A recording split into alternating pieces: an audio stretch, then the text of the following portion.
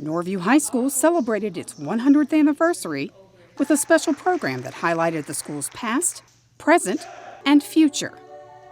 Graduates, current students and staff, and the community were on hand to remember and recognize the significant role Norview High School has played in their lives. Tonight celebrates the 100th year of Norview High School, and we all just came out here to celebrate and see all the alumni and family and friends come out and just support what a trip it's been for Norview. And it's just great to see everybody come out here and just have a great time and just reminisce about Norview. It was just a wonderful experience to see our roll call, and we had several roll calls, and people just shared how not only did they go to Norview High School or graduate, but their parents went, or their sister or their other family members went. So it was just a very great experience just to hear all the traditions that we have here at Norview High School. One of the things that I've always said that I was so proud of was to be the first Norview graduate to get elected to Norfolk City Council.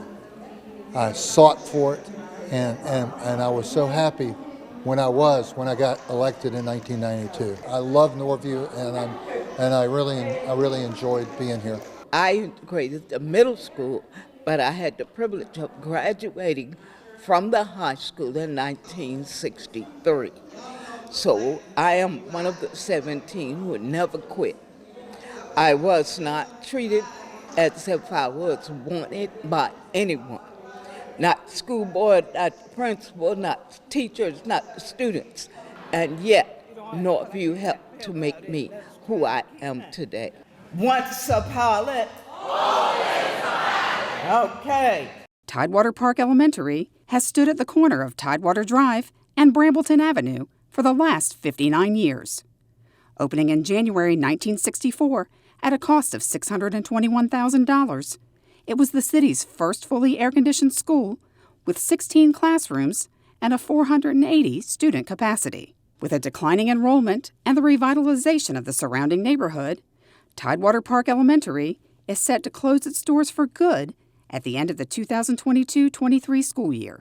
To celebrate its long history in the community, a night of remembrance and performances was recently held. Our Tidewater Park School reunion night event was a 5-star, fabulous event.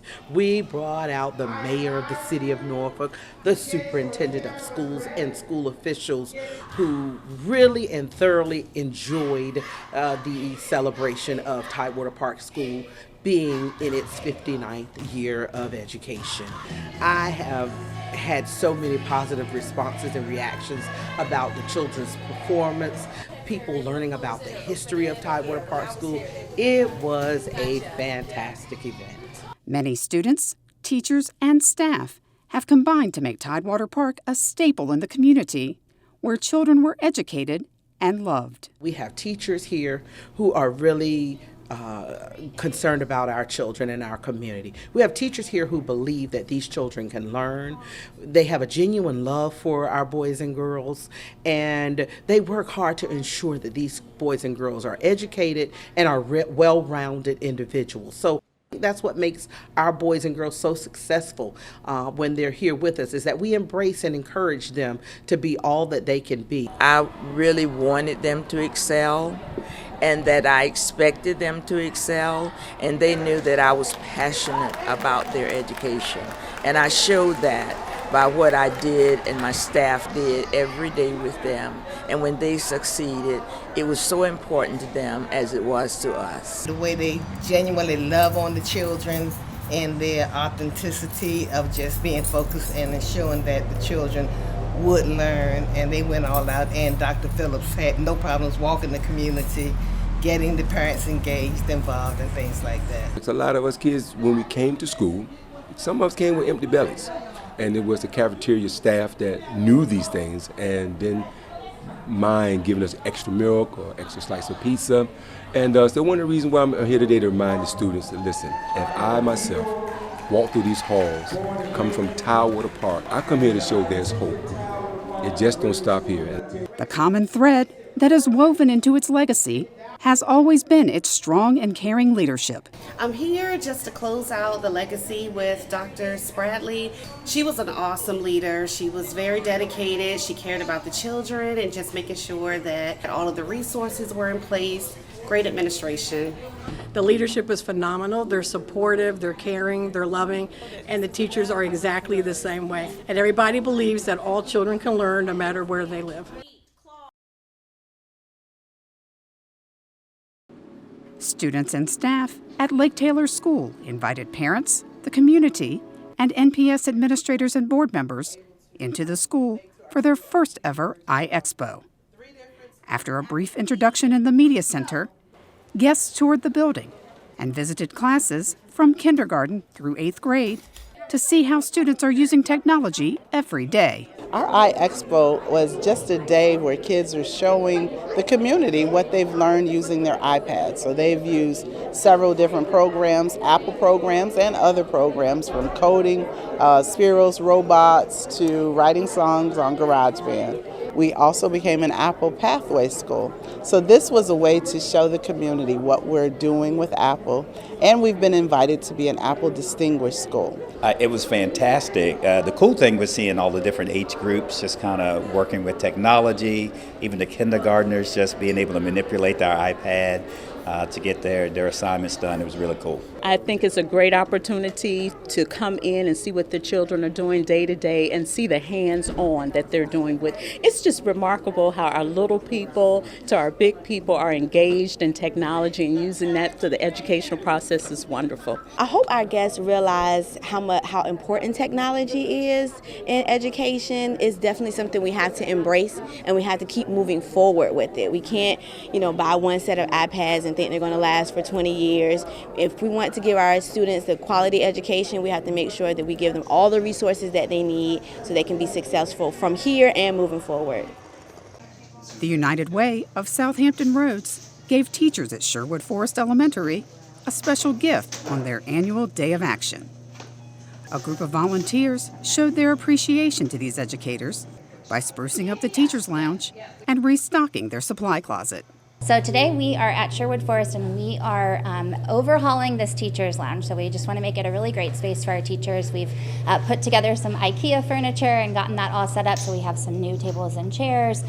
We're trying to kind of fix up some of the little details and just make it a nice new space for them that they can really come and relax and enjoy. Well, as you know, Teacher Appreciation Week is coming up. It's just a little way to say thank you for all that they do. So it's just a little way, a little token to say thank you for all the little things that they do and give them a little bit of respite, a little bit of a break while they're on their planning or whatever they use the lounge for. It makes us feel seen. It makes me feel seen a little bit, that our work isn't going underappreciated, and it's great. Yeah, it's a great place to take a break in. I think it's really pretty. It definitely lightens up the area and creates a really fun, safe space for teachers to go to. I really enjoy it. Students and staff at Azalea Gardens Middle School can now learn sign language thanks to a new after-school club. Every week, they meet to learn new signs, play games, and find out more about deaf culture, which is important because there are deaf students at their school. In fact, 2 of those students often teach the club new signs, and they are glad their fellow classmates are interested in signing. I feel like they want to know about selling a lynch. I feel great because it's made me feel happy to teach them. I am trying to learn sign language for my little sister. It makes me kind of sad to know that I can communicate with others, but if I can't communicate with my own sister, then that kind of leaves her out. I don't ever want to leave her out. It's always good to learn a little bit about another culture, and there's a lot of people around that are deaf and hard of hearing that just don't get the attention, and people just don't understand.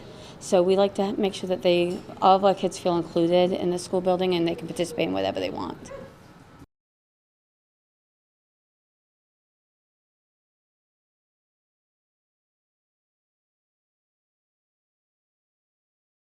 Children's Hospital of the King's Daughters held a special ceremony to dedicate their children's pavilion, which will provide inpatient mental health services to young people.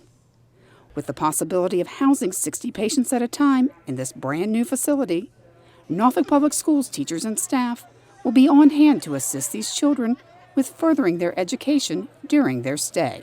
It makes a world of difference, not just we have plenty of scientific evidence showing that having a hospital school is just incredibly meaningful for their overall clinical outcomes. But subjectively, anecdotally, we've heard from so many kids who say, if I hadn't had some way to continue the school while I was healing, while I was recovering, I would have had to take a year off. We're hoping to provide them with the best education possible, but at the same time instilling in them that they can become whatever they want to be regardless of what they're going through. So to take their mind off of what they're struggling with, education will be the key to help them move forward.